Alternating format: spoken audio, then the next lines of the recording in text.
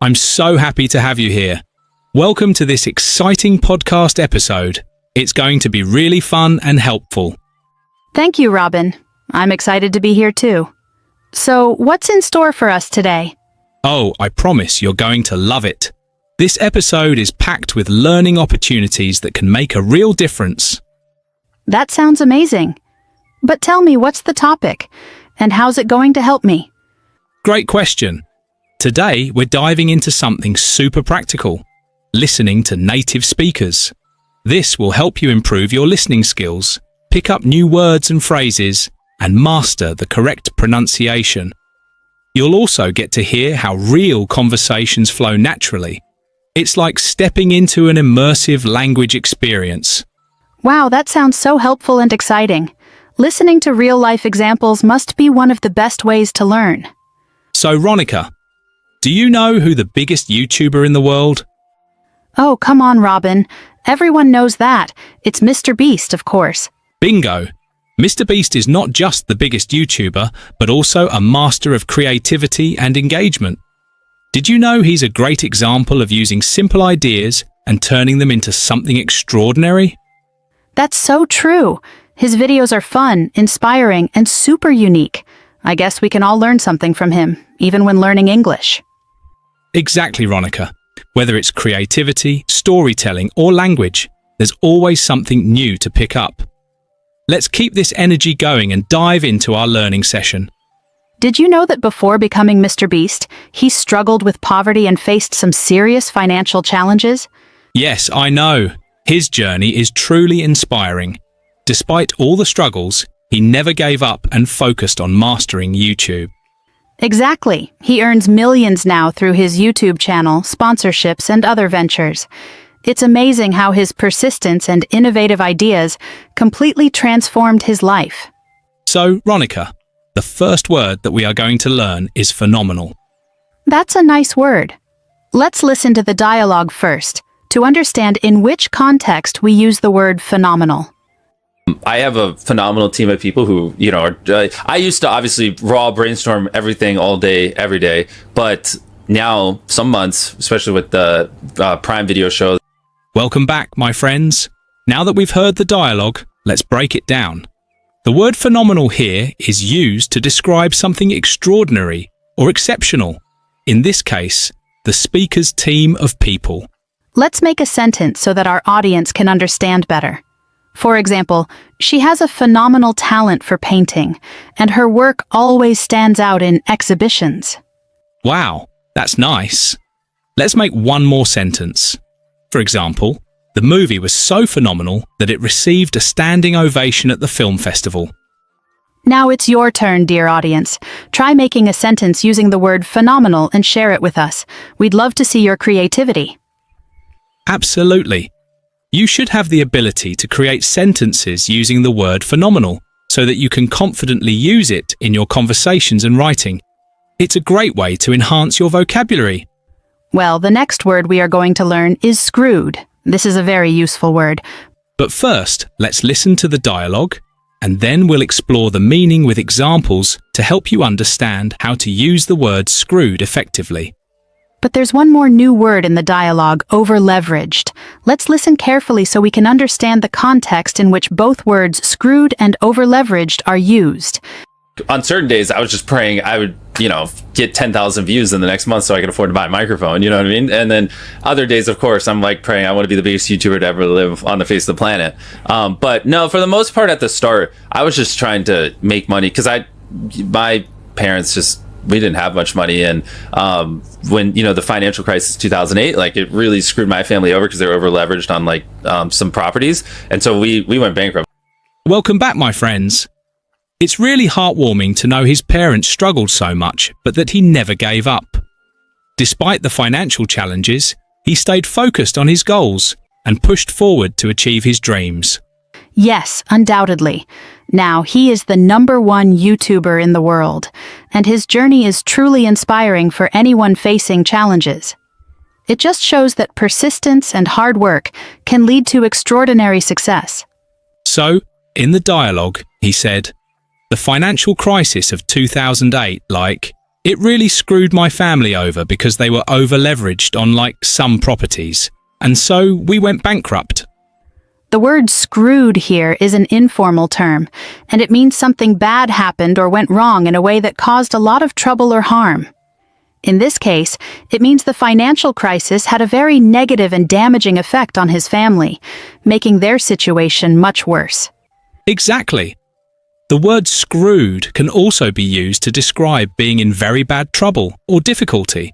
For example, if someone says, "If we don't get this finished on time, we're screwed," it means they are in a difficult situation where things will go very wrong if they don't complete the task. Now, let's look at another word, over-leveraged. Let's listen to the line again to understand it in context. The financial crisis 2008, it really screwed my family over because they were over leveraged on some properties, and so we went bankrupt. So, over-leveraged means borrowing too much money or having more debt than you can manage. In the dialogue, it means his family borrowed heavily to invest in properties, but when the financial crisis came, they couldn't pay back their loans, which caused them to go bankrupt. That's a tough situation. Let's try using over-leveraged in a simple sentence. For example, the company went bankrupt because it had too much debt and was over-leveraged. Good one. Here's another example. Many people became over-leveraged during the housing boom and couldn't repay their loans. The next word is accomplished. Let's listen to the dialogue first.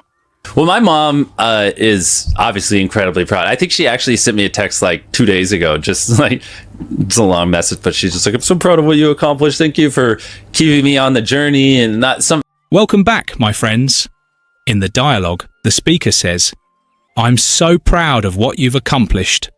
The word accomplished is used here as an adjective to describe someone who has successfully achieved something significant or impressive. It conveys a sense of success and recognition for hard work or talent.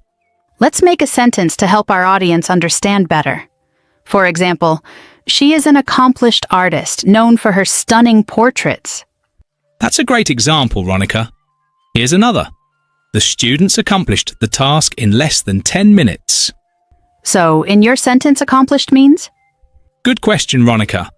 In my sentence, accomplished is used as a verb, meaning to successfully complete or achieve something.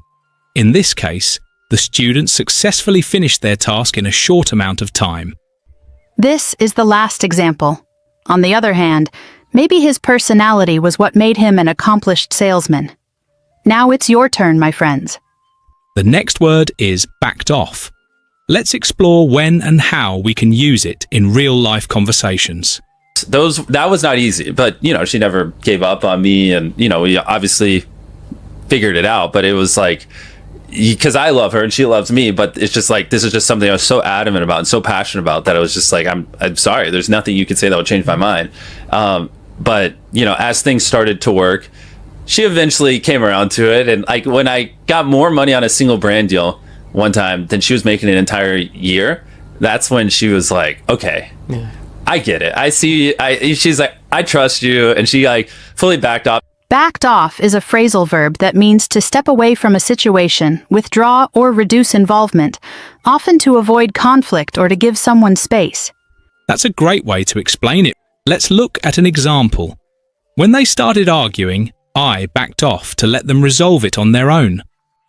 Perfect example, Robin. Here's another one.